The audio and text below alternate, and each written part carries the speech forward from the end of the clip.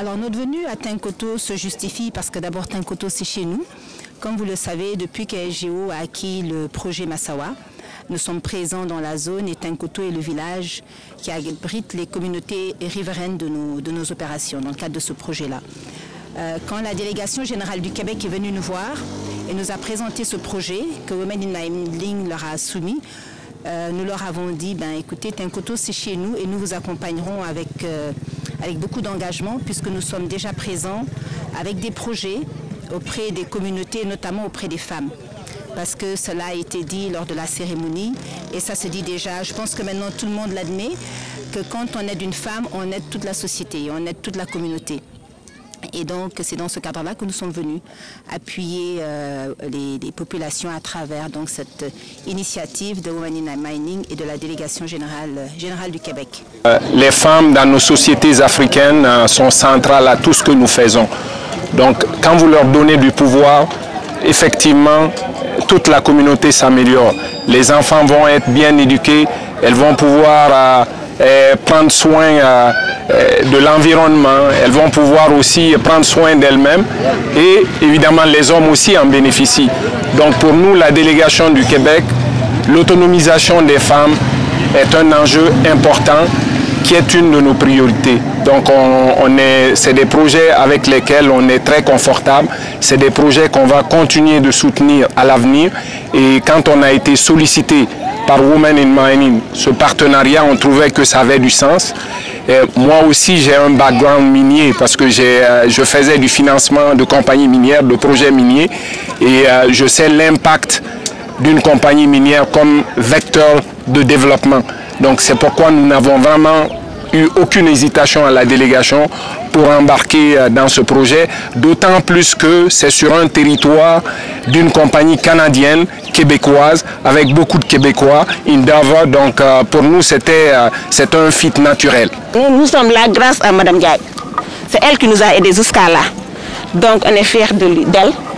Ce qu'on peut dire, nous on va bien travailler. Inch'Allah, on aura des résultats fiables. C'est seulement qu'on peut dire. On a 3 groupes. On a fait Ben Hadi sur le savon, Koumounia eau de Javel et l'autre sur le tailleur. Ah, parce que les durs, ça ne nous apporte rien. On est fatigué, c'est pas bon pour la santé.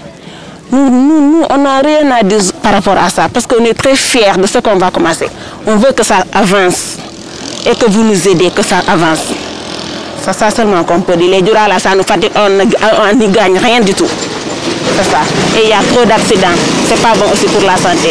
La justification de ce projet fait suite aux différents travaux, focus group que nous avons eu à faire avec les groupements de femmes qui sont ici à Tinkoto, qui est la zone d'intervention de Endeavour Mining Sabodala Gold Operation.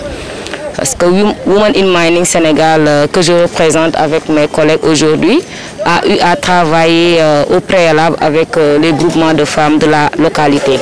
Et suite à ces échanges-là, nous avions essayé d'identifier les problématiques dans la zone qui étaient en lien avec les femmes, mais également les jeunes filles, afin de pouvoir apporter des pistes de solutions et vraiment des pistes de solutions durables.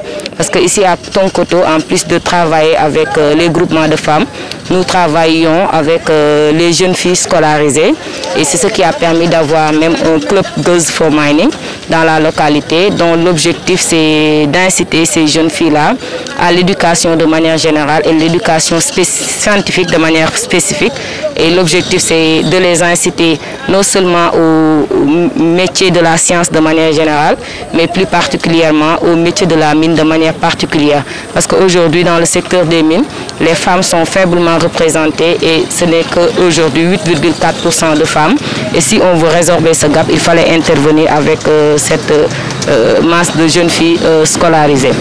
De la même manière, maintenant, on s'est rendu compte que dans les sites d'orpaillage, des fois on trouvait des jeunes filles qui ne sont pas non scolarisées et donc c'est favorable à la déperdition scolaire et l'abandon précoce par exemple de l'éducation, en plus des problématiques de mariage précoce et de violences basées sur le genre. C'est dans cette perspective qu'après échange avec elle, on s'était proposé de designer ce projet d'appui à l'autonomisation des femmes de Tenkoto, dont l'objectif général c'est de donner à ces femmes-là un cadre de travail décent qui est favorable à leur autonomisation. Et c'est ce qui a permis aujourd'hui, avec le soutien du partenaire qui est la délégation générale du Québec à Dakar, qui nous a bien accompagnés pour la mise en œuvre de ce projet. Mais également en collaboration avec Indavou Mining Savo de la Gaule, qui aujourd'hui aussi fait partie des partenaires de Women in Mining Sénégal, parce qu'au-delà même de ce projet, ils nous accompagnent dans la mise en œuvre de nos activités au quotidien. Et donc, avec ce projet aujourd'hui, c'est des équipements que nous les avons amenés, c'est-à-dire pour pouvoir produire du savon, mais également de l'eau de javel pour les femmes, parce que l'objectif c'est de pouvoir les autonomiser dans le temps et aussi de manière progressive d'essayer qu'elles puissent abandonner les sites d'orpaillage, parce que dans ces sites d'orpaillage, elles sont exposées à toute forme de violence basée sur le genre. Également, des fois, elles y trouvent par exemple des problèmes de santé, sans pour autant compter par exemple les risques liés à l'environnement et aussi le fait que ces sites-là, c'est des cosmopolites qui regroupent par exemple différents types d'enjeux. Maintenant, pour les jeunes filles non scolarisées, ce que nous avons proposé, c'est de valoriser leur ressource, la ressource qui est en elles, et aussi de les trouver des compétences qui leur permettraient non seulement de pouvoir servir leur communauté, et même au-delà. Parce qu'aujourd'hui, c'est elles qui doivent être la relève, et donc nous les avons amené en fait des machines à coudre et de les former aussi à la couture.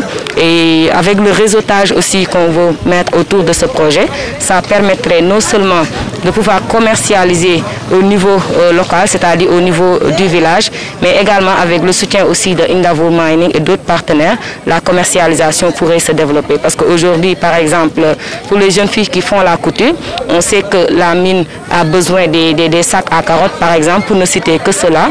Et donc, c'est quelque chose aussi qui pourrait les aider à développer le projet. Et pour les femmes aussi, le savon, on sait qu'il n'y a pas le risque, par exemple, de périssable, mais aussi, c'est quelque chose dont elles ont directement besoin, que la communauté ait besoin, que aussi l'entreprise a besoin. Et nous avons tout fait pour que aussi ce produit puisse répondre aux normes, non seulement sécuritaires, mais également de qualité. Et c'est dans ce sens-là que Women in Mining continuera d'être leur mentor pour les accompagner à pérenniser ce projet, à servir par exemple aussi de manière qualitative le service qui sera rendu. Et au-delà même de l'aspect économique, c'est le pouvoir arriver à les autonomiser, arriver à valoriser en fait ce qu'elles font et aussi à réduire non seulement la pénibilité au travail et l'exposition dans les sites d'orpaillage. Et nous avons aussi inciter ces femmes-là à davantage travailler ensemble, parce que la cohésion sociale aussi c'est quelque chose qui nous tient à cœur et nous allons continuer à les accompagner dans ce sens. Déjà, nous avons commencé par la formation. Aujourd'hui, c'est une dame qui a bénéficié de la formation qualifiante et certifiante de nos autorités nationales. Parce que, comme vous le savez, le ministère de l'Artisanat a initié aussi ces projets durables. Et donc, la formatrice que nous avons ici, elle fait partie des produits du ministère de l'Artisanat. Également, Women in Mining, comme je vous ai dit, va jouer le rôle de mentor pour assurer le service de qualité. Et par rapport au réseautage, nous allons aussi les accompagner dans la commercialisation par des expositions qu'elles devront aussi faire au niveau soit des salons, des foires, entre autres.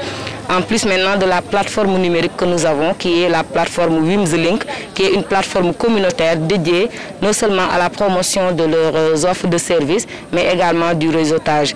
Et peut-être pour préciser aussi que le contenu local, ça nous tient à cœur. C'est ce qui a fait que les machines que vous avez vues dans la salle aujourd'hui, c'est une entreprise locale qui l'a fait.